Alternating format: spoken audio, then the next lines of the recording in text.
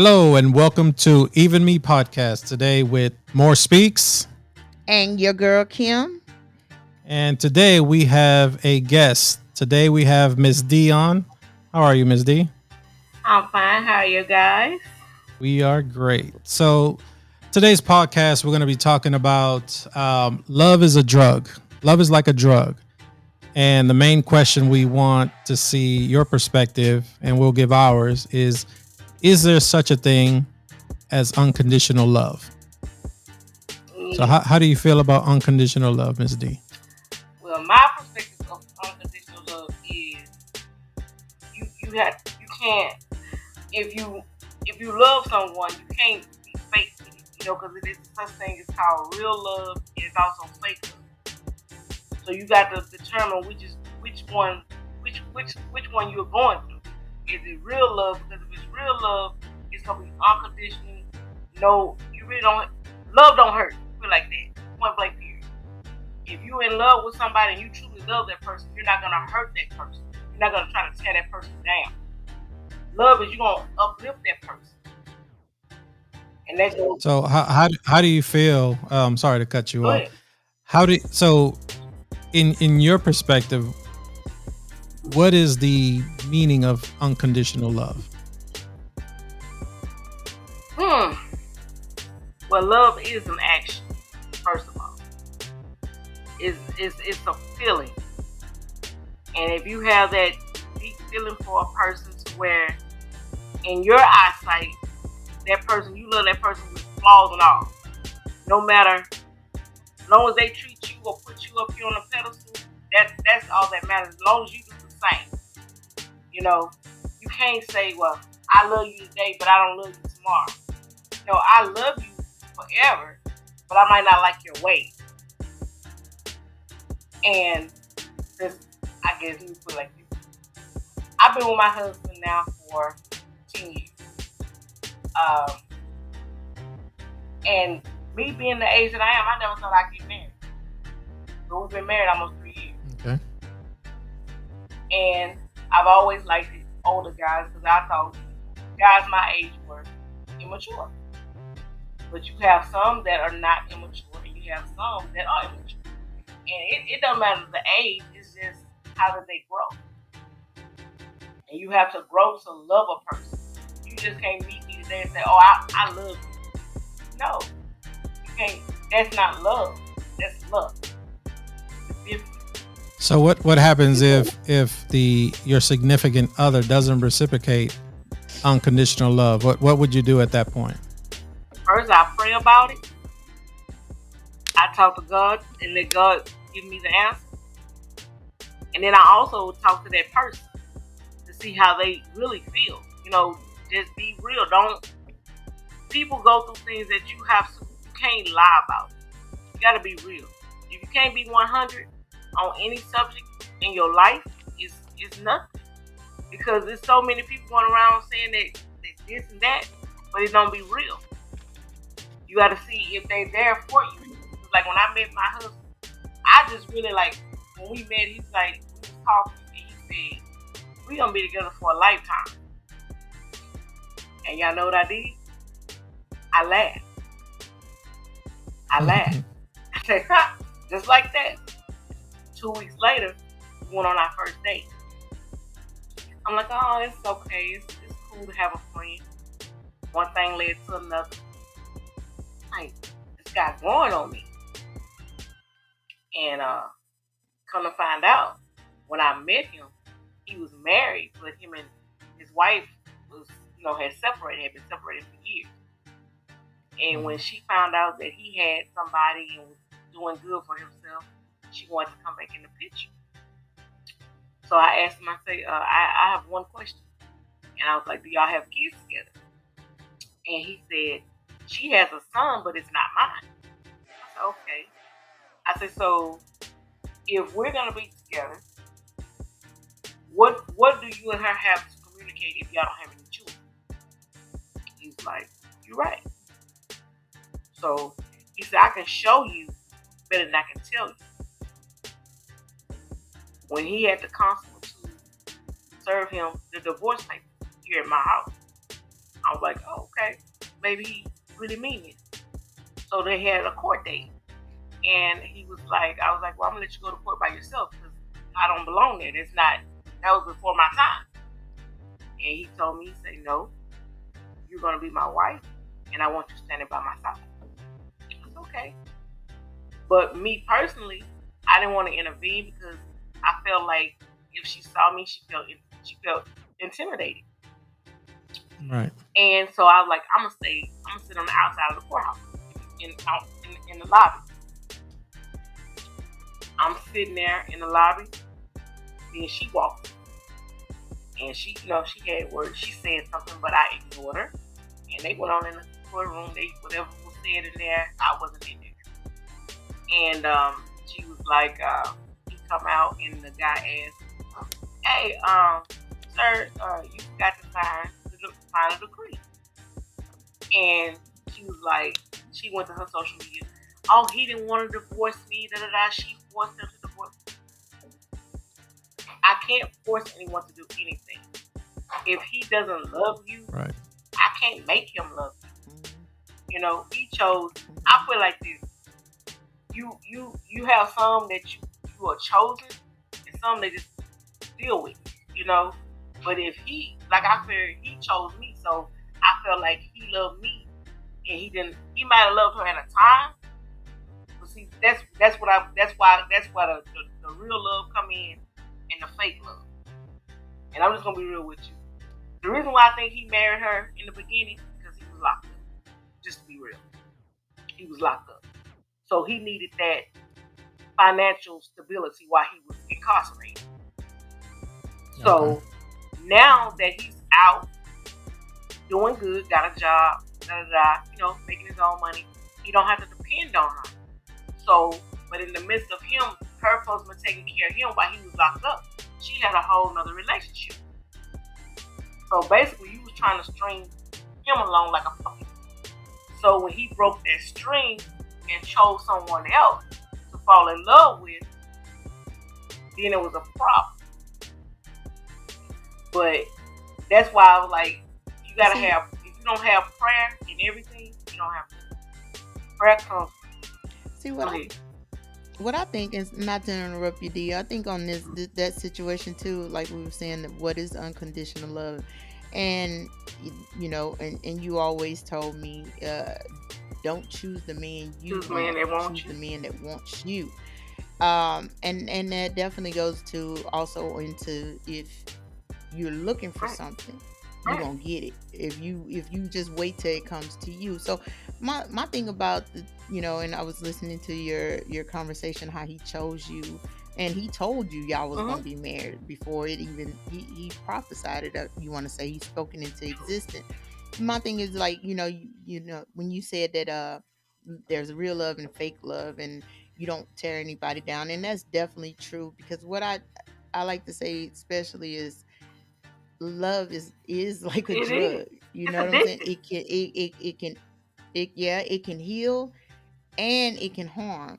And to understand, going through the love situation, which is, going through the motions, it's going to be some ups and downs that a lot of people can't understand. They only want to be on that high Right. level at all times, but roller coasters have to come down. Everything has an altitude, longitude, everything has that. And you know that's what I'm saying. He, even though what he went through with that first woman, and why they did what they did to get married, they both did their other things, but they was codependent on each other. Maybe he was giving her some you know attention, I can say, or giving her words that she needed, that she wasn't getting from Right. somebody else, but then she go to somebody else for attention. And he was getting from her financial stability while he was Right. incarcerated. But and take those out of the equation. If you regularly trying to find or date someone, you going through that, everybody actually is using someone for True. something. And these days, you don't know when it's conditional or unconditional love. Basically, we start off as Right. conditional love, unless you do this, unless you do that. My thing of it is, y'all been married for, with 3 years September will now, be and 3 years. eh, Yeah. So at the point of y'all, I know y'all had your highs after the wedding. You know, Yeah, everybody does that. Had when you hit your lows, how do y'all deal with that? Because me personally, thinking about it, if I and I've been in that situation where somebody was married, they went got the divorce from me, we got engaged, but we didn't never walk down the aisle. It's always that back of the mind thinking what you doing. Did you really choose me because of the stuff you went through with right. this person, that I was your scapegoat? When y'all have y'all down moments, how do y'all come across and fix those down moments? Because that 3 years of marriage, y'all coming down off the high altitude, so it's Yeah, coming down and The honeymoon it's yeah. stage. Basically, yeah. it's like So during the honeymoon stages, like we really didn't get to have a honeymoon because he's a workaholic. Just to be real, hmm he works 7 days a week. hmm We got married on a hmm Friday. That Saturday, he was back at work, okay. and that's how it's been. And from day one, he was like, "I don't want you to work. I'm going to take care of you." But the family that I come from, we are independent, very strong women, and that was like hmm that's my downfall because I tell them, hey, I like to work. I like to make my own money. I have to get used to being a housewife. But that's not what I hmm choose because in this day and time, you can't be a housewife. You got to get out there and help him hmm make money to survive, to take care of hmm your home. And he's like, are you sure? But see, God will put things in place to where if that's what he wants you to be his housewife. I'm finna sit you down, you know, and that's why I say you got to. That's why the love comes in because I had surgery 2 months ago and I couldn't even get up to like take a bath, do anything for myself. But he took the time hmm to do that, so that shows me that he truly loves me because if not, he could have thrown me in a nursing home till I got better or whatever. But he chose to hmm before he go to work, he gonna make sure I eat, make sure I'm my hygiene are everything. So that's why I was like, I know he hmm truly loved me. Yeah, we have, every relationship have a bumpy road. Everybody, every Right. relationship does. hmm But the little things, it's not the big things. It's not the money, the cars, the house. It's not that. It's that little thing that he does for you or she does for you that really makes you hmm love that person. It's not, oh, I know we're gonna have some steak or he gonna buy me this or she gonna give me this. It's not that. It's that, oh, I was thinking about you today, or a text, hey, have a nice day. Um, hmm I know I had carpal tunnel surgery. Like we had been together maybe 2 years into the relationship before we even talked about marriage, and I couldn't even use my hand. He literally had to do everything for me. That was hmm God putting him through that test. Oh, is this the woman that you want? You sure this the woman that you want? Okay, you see, she had her illness and da da da. See, I was born with cerebral palsy, so I didn't look at me looking at me like they were gonna marry me because I have a disability. You can't tell unless I let you know, you know. Right. But hmm that when I saw that he didn't look at that, he looked past that. That's a flaw that I have, and he told me to. He's like, "Oh, hmm you didn't make yourself. God made you." I was hmm like, okay, that's another one, okay. That's another little check, okay. That's another mark, okay. Maybe this. And then my grandma, she'd always tell me, never get the man you want. Because the man you want, he might dog you out. Get the one that care about you. But if you get the one that care about you, hmm that'll go a long hmm way.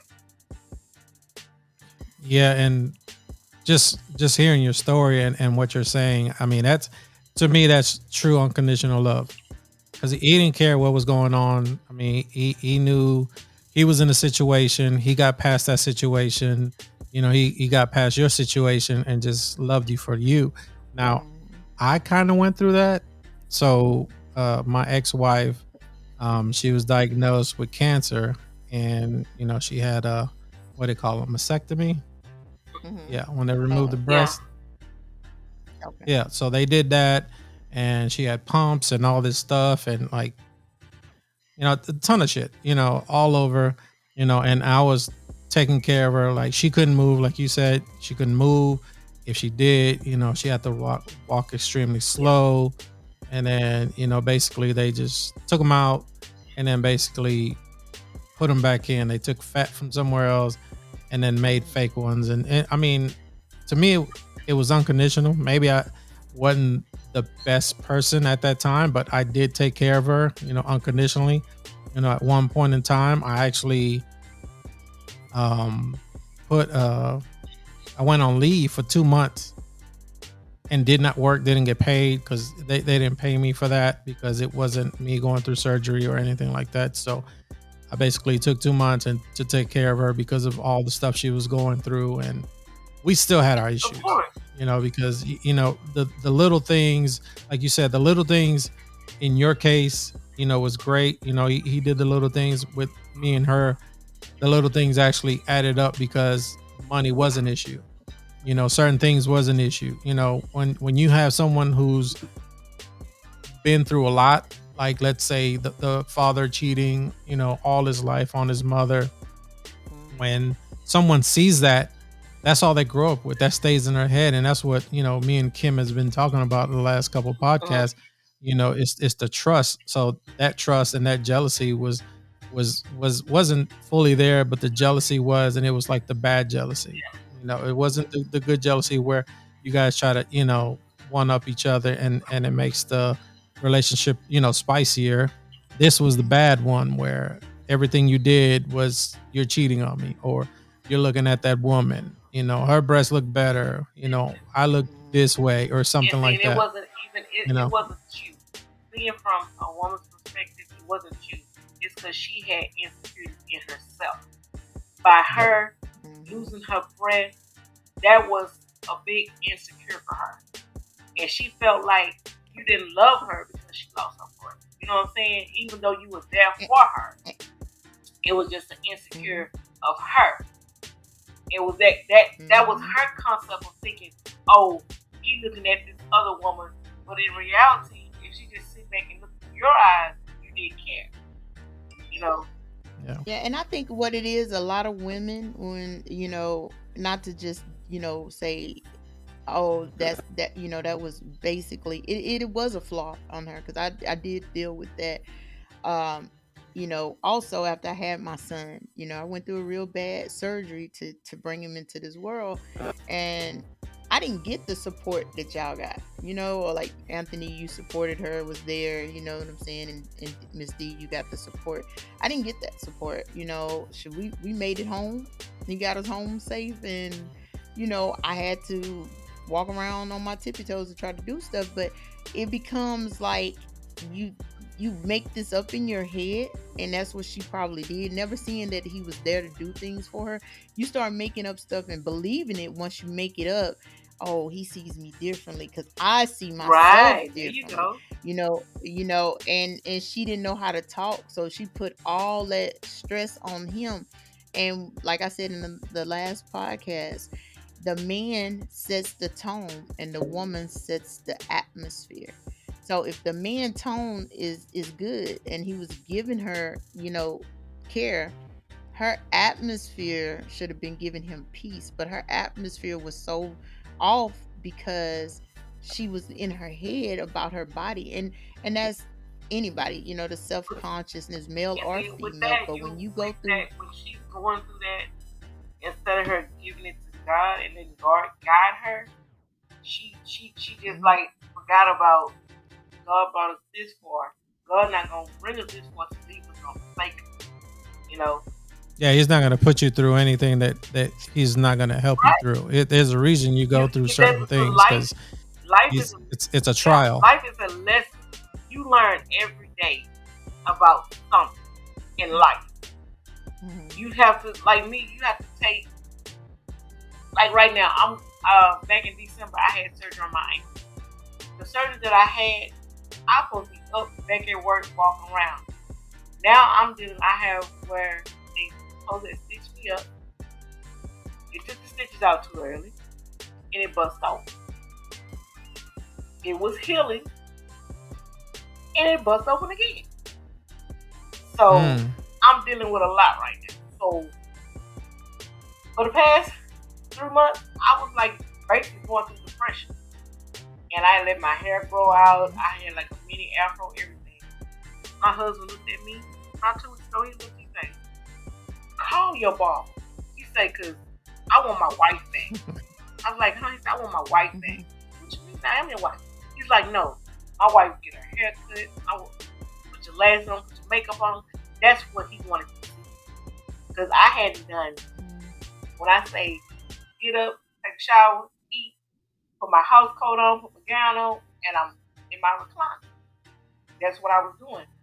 Till I got to feeling myself. And after I got my hair cut, I was like, I feel like myself again. Because at first I wasn't me. I wasn't, no social media. I wasn't on nothing. It was like I had just disappeared. I was like, I talked to you, but I didn't want nobody to really see how I looked. I didn't want no FaceTime, no nothing.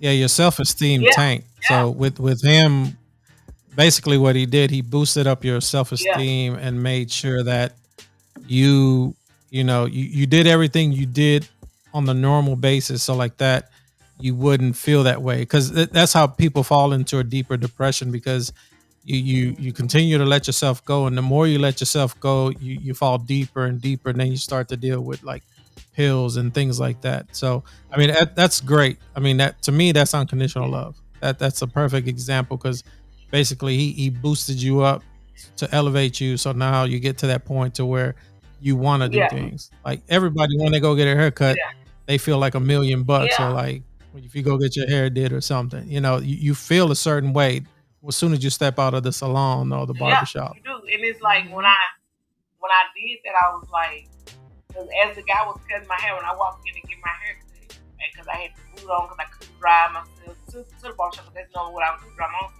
So I couldn't drive myself. And I'm like, I really want to go to the barbershop, not because actually I was on a walker and everything. So I was like, I felt like I was an elderly lady. I didn't feel like I was in my late 40s. I didn't feel that. I felt like, man, I feel like I'm like 60, 70 years old. I gotta walk around with a walker. I gotta tiptoe. I gotta slide to the restroom. I couldn't go nowhere. I couldn't have a drink. And it was like, and then when you down and you find out who's there for you, you can literally count them on your hand who will come and just sit with you. Like the days that I was going through my depressed stages or whatever, different ones would call. Even Kim, when Kim called me that day, she say, "Oh, we're in the neighborhood. Me and Chase gonna come by and see you." You just don't know that lifted me that day. I was like, I jumped around. He's like, what? I was like, Kim come and see me. And he was like, she always comes see you. I'm like, but now that I can't drive to go see her, she came to see me. Yeah. And at those low points in time, that little thing is bigger. Yeah. And I'm like, so I wanted to bring an example up. When you were mentioning that you felt like an older lady, and I always think, I deal with a lot of like, senior living, folks and things like that. And I always think, why do these older ladies get up, get dressed, do their hair, and they're just like playing bridge or playing something, in the pool hall or whatever, the little banquet halls they have. And that's what it is.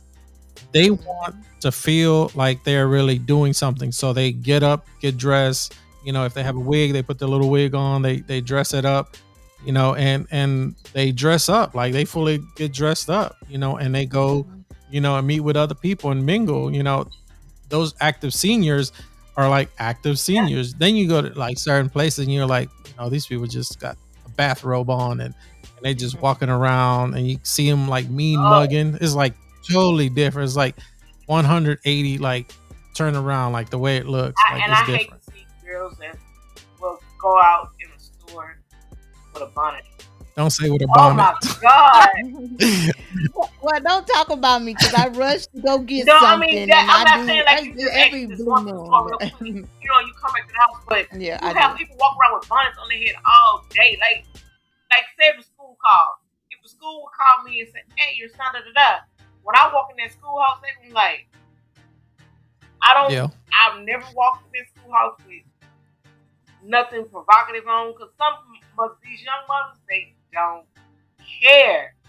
I hate that Yeah. attitude, that I don't care attitude, because that gets you nowhere in life. That's like someone going to the mall. You know you're going to the mall and you're about to wear a bonnet and sleep clothes. I don't care if you're running into one store. There's so many people there. If it's like the grocery store, I get it. You just run in to go get something, bam, bam, you know, you leave or you go pick up, you know, some food real quick. But the mall, come on. You know there's 50 million people there and you're gonna see somebody. Somebody's gonna see it. Yeah. Yes, yeah. I get that. But yeah, everything.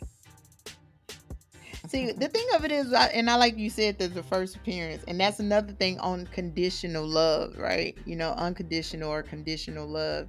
Uh, you know, I like my pastor said it best Sunday.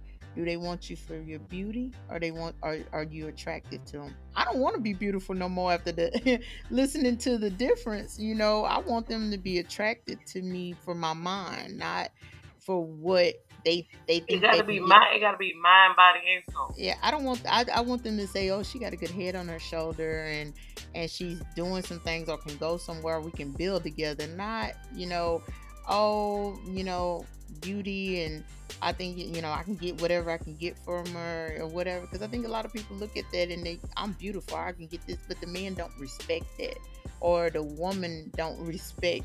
I mean, Morris Chestnut, he is sexy, but if he can't grow with me, so man, she came out you with the know name and everything. you know that's Morris my Chestnut. husband. He don't know he's my husband, but he is too. Him, Denzel. I got quite a few of them, but Now you gotta choose one, but you can't have all of them. you know that's my fantasy to switch them up during the week. But you know, it's just that that you know, if I can't build with him, if we can't build nothing, what good is you being, you know, that handsome? You know what I'm saying?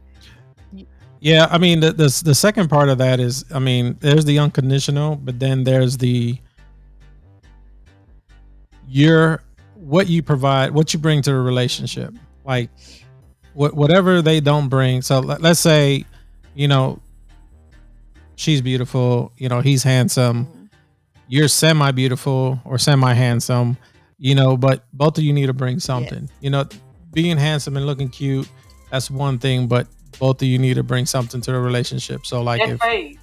if they're smart, you got to be kind of smart, or one person brings the money, you got to be the one to manage the money and make sure it's being done right, you know. Or if he's a workaholic, you should be the planner and be like, okay, I know you've been working, but we're going to plan a trip and we're going to do this. I mean, it doesn't have to work that way.